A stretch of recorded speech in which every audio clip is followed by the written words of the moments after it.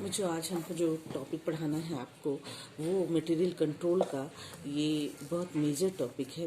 Issue of material कि कैसे material को इशू किया जाता है।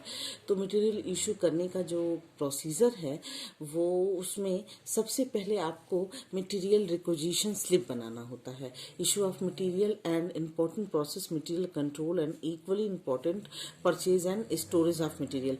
कैसे इशू किया जाता है, कैसे परचेज किया जाता है और फिर कैसे उसकी स्टोरिंग की जाती है, ये इम्पोर्टेंट पार्ट है। तो मटेरियल रिक्विजिशन स्लिप बनाया जाता है।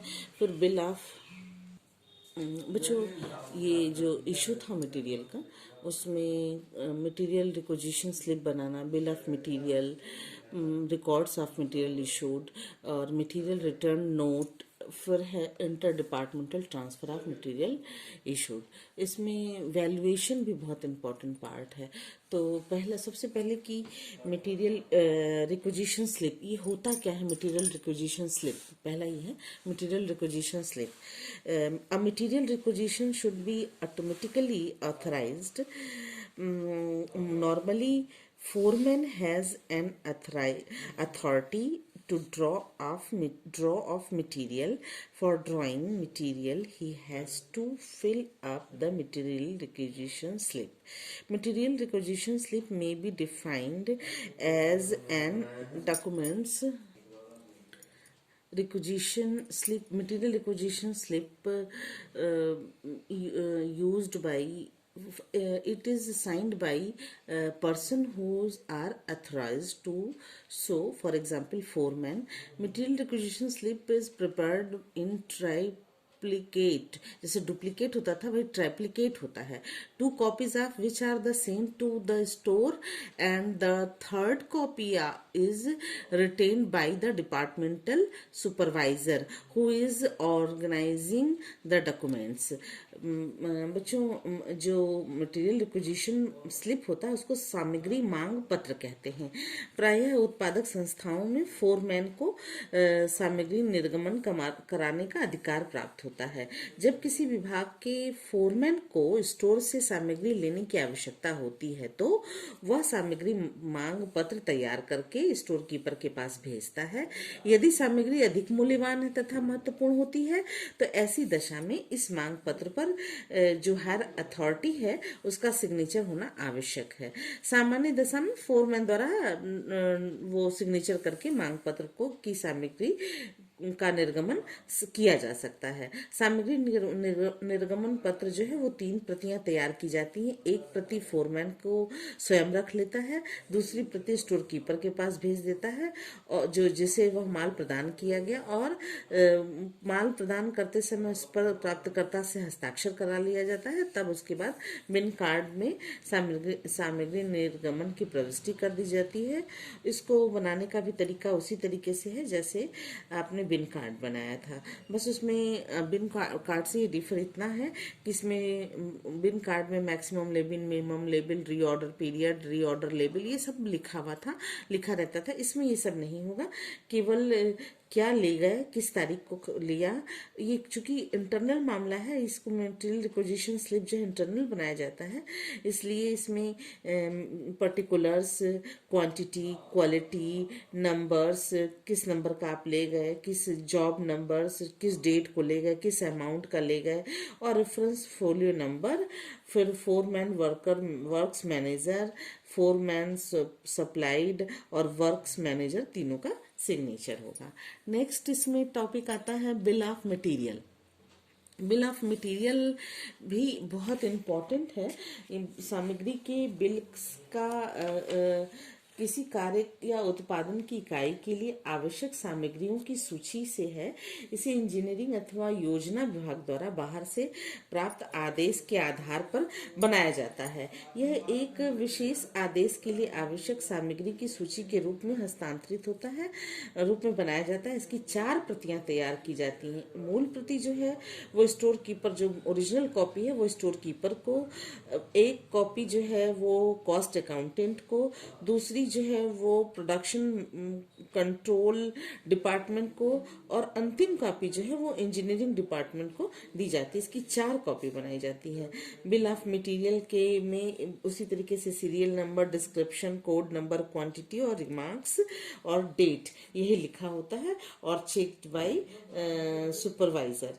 बस इतना ही इसमें किया जाता है। मटेरियल बिल्स में बिल्स ऑफ मटेरियल में be defined as scheduled of all the materials and supplies required for the execution of a specific work order or job.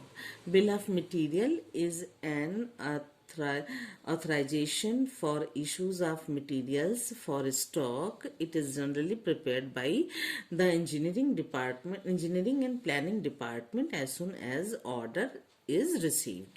It's into the various departments that are required to cooperate in the execution of the work order. A bill of material is only a special form of material requisition.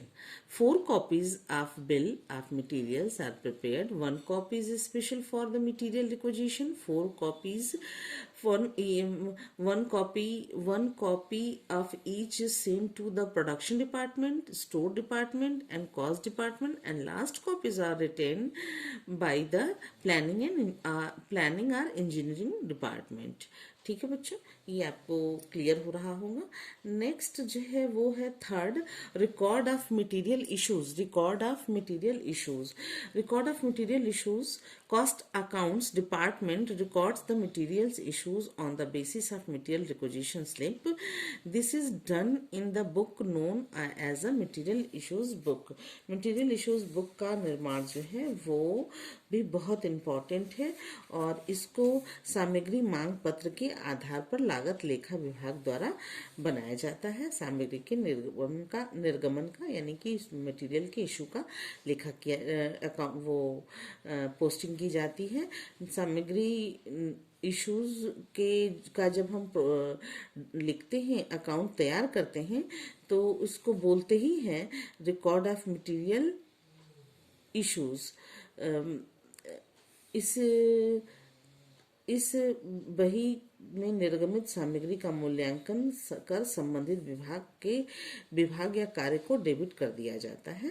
ठीक है। Next, material returns, निर्गमित माल की वापसी।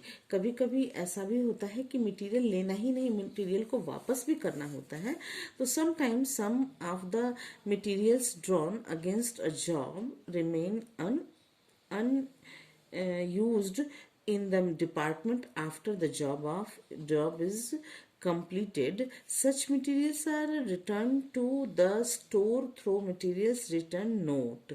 The layout of materials return note is similar to material requisition slip but is often printed in a different color. Materials return note is prepared in duplicate. On receiving the material, the storekeeper makes entry on receipt side of appropriate bin card and then send the material received note to the cost office. बच्चों, जैसे आपने बिन card बनाया, सब कुछ किया, उसी तरीके से मटेरियल को रिटर्न नोट भी एक होता है।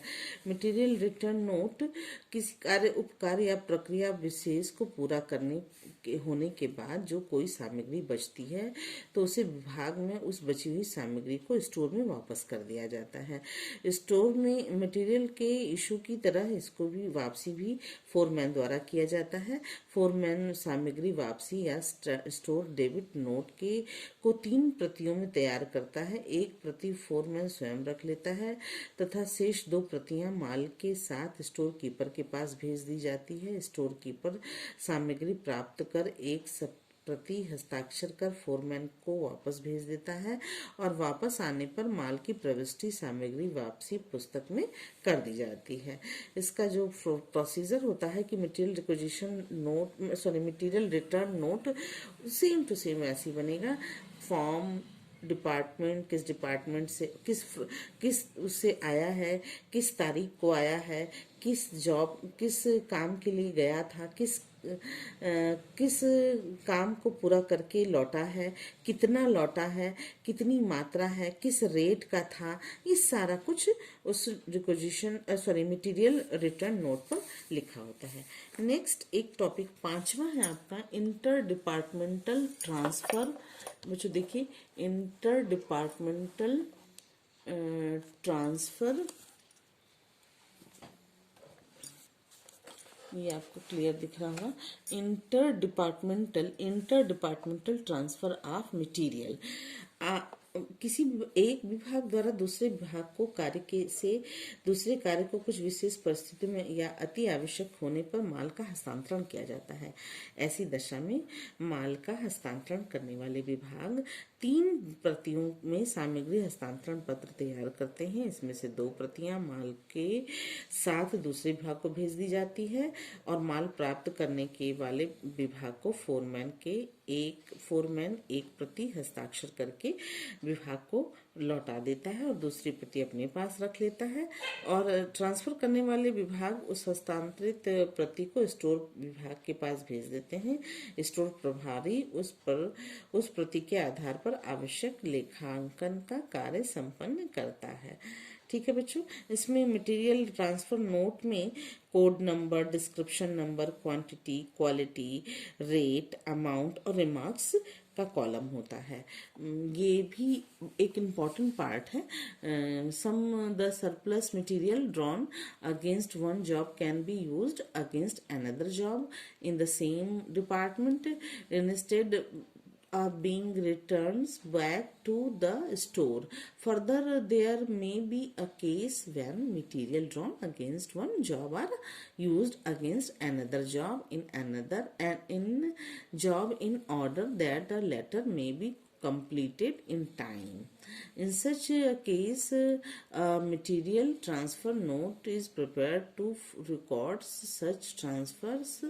The purpose of the materials transfer note is ensure that quantity chargeable of individual jobs are correctly records. इसको भी बनाने के जो तरीके हैं उसमें मटेरियल ट्रांसफर नोट जो होता है डिपार्टमेंटल, उसमें code number, serial number, date, description, quantity, quality, rate, amount, remarks, किस डिपार्टमेंट से किस डिपार्टमेंट को भेजा गया, ये सारा लिखा होता है। फिर नीचे होता है authorise person, requested by, issued by, ये सारा कुछ दिया होता है मटेरियल ट्रांसफर नोट में।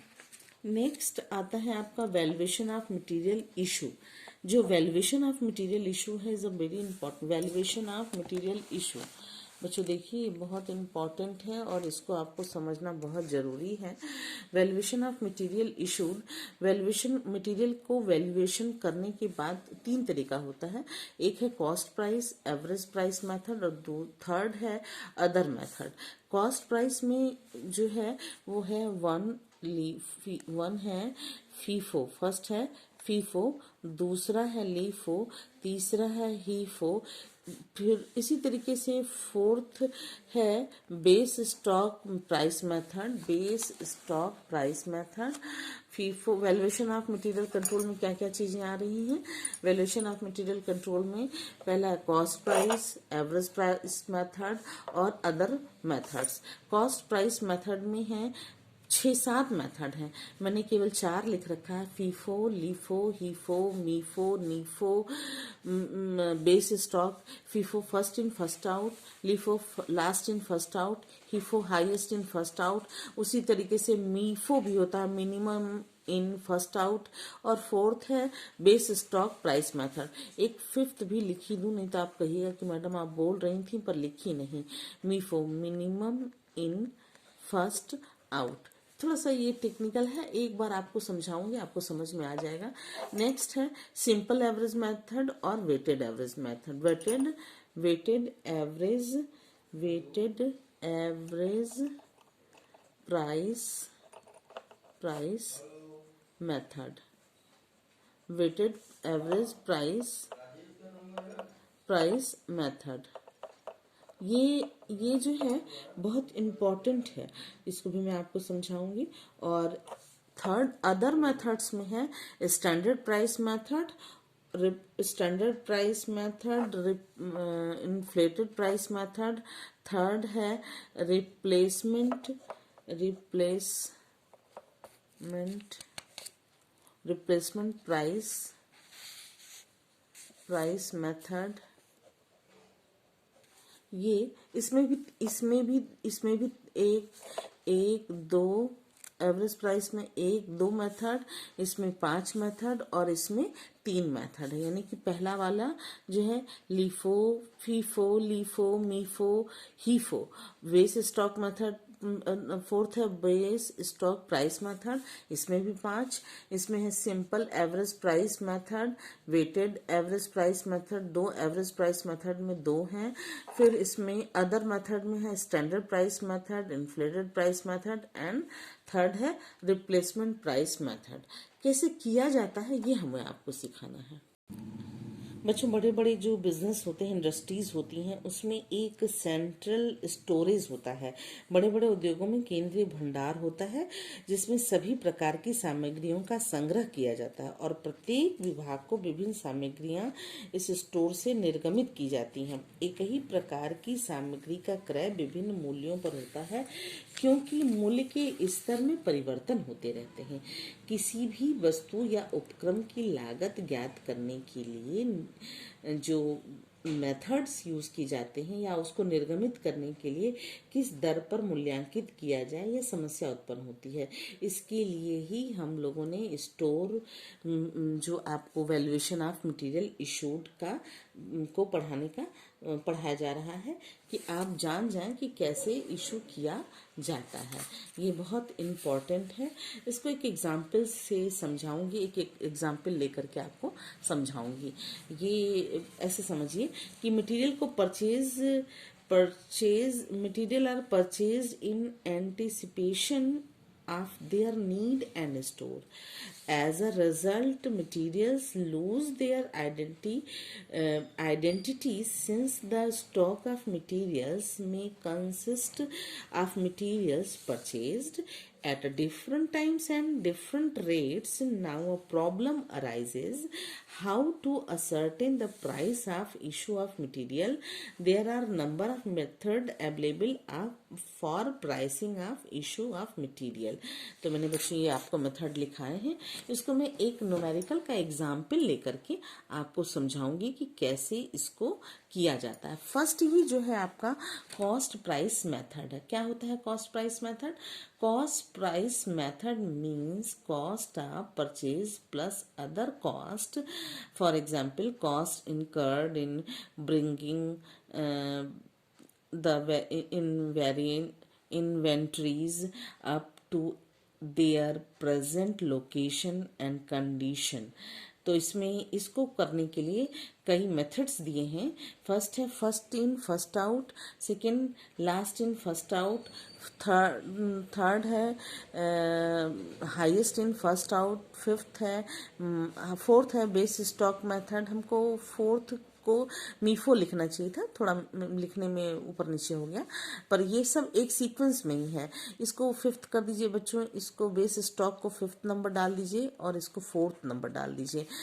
First FIFO, LIFO, MIFO, HIFO, MIFO and base stock method. Book में किसी बुक में मीफो नहीं मिलेगा, इसको आपकी बुक में नहीं दिया हुआ है। मैंने अपनी तरफ से आपको बताया है कि जैसे हाईएस्ट इन फर्स्ट आउट होता है उसी तरीके से मिनिमम इन फर्स्ट आउट भी होता है। बच्चों, पहला है फर्स्ट इन फर्स्ट आउट। इसमें होता क्या है ये फर्स्ट इन फर्स्ट आउट? पहले आओ पहले पाओ। First in first out method is based on commodity flow approaches. For example, inventories which is entered to the store first are issued first. It means that inventories at the end of a accounting period are the inventories purchased in the last. Issue of material are period in the order of their purchases. The material issued are period at the oldest cost price and inventory is valued at the price The material issued are priced at the oldest cost price, and inventory is valued at the price of last's purchase. It does not, however, means that the physical issues of stock is actually in the order of first in first out. For example, the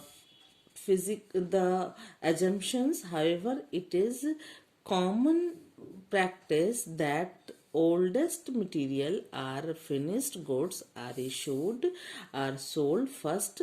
Thus FIFO method use the price of the first batch of material purchases for all issues until all materials from this batch are fully utilized. Thereafter the material are issued at the next purchase price and so on. बच्चों, इसमें निर्गमित सामग्री के मूल्यांकन की यह बहुत प्रचलित पद्धति है। इस पद्धति के अंतर्गत यह मान लिया जाता है कि जो सामग्री सबसे पहले क्रय की गई है उसी का प्रयोग उत्पादन में सबसे पहले होगा। इस सामग्री के समाप्त हो जाने के उपरांत के बाद क्रय की गई सामग्री उत्पादन के कार्यों के लिए निर्गमित की जाएगी। यदि अनवरत रूप से जारी है उत्पादन, तो उत्पादन के लिए सर्वप्रथम निर्गमित सामग्री का मूल्य वह लागत होगा जो सबसे पहले क्रय की गई थी, और जब सबसे पहले खरीदी गई निर्गमित नहीं हो जाती है तब तक उस निर्गमित सामग्री का मूल्य सबसे पहले वाली सामग्री का लागत मूल्य से प्राप्त होगा। इस प्रकार इस पद्धति के अंतर्गत सामग्री का उत्पादन विभाग के लिए निर्गमन लागत पर किया जाता है। जब प्राप्त संपूर्ण सामग्री निर्गमित हो जाती है तो निर्गमित सामग्री की लागत प्राप्त सामग्री की लागत के बराबर होता है। स्टोर लेजर अकाउंट में शून्य शेष प्रदर्शित कर दिया जाता है। इसका लाभ क्या है, इसके एडवांटेज क्या है? ये बहुत ही सिंपल मेथड है और इजी ऑपरेट होता है। सेकंड है कि this method is based on realistic assumption that materials received first are issued first। कहने का मतलब कि मूल्य वास्तविक लागत के बराबर होता है, इसलिए बहुत ही रियलिस्टिक है। फिर है फर्स्ट, पहले आने वाले माल को पहले निर्गमित होने के कारण सामग्री के खराब होने का भय नहीं होता है। Material are issued at the actual cost, hence no realized profit or loss accrued the organization। फिर नेक्स्ट है बच्चों, अंतिम रहतिया का मूल्यांकन आसान हो जाता है। अंतिम रहतिया का मतलब कि ऐसे समझिए कि valuation of closing stock is done at the price nearer to current market price।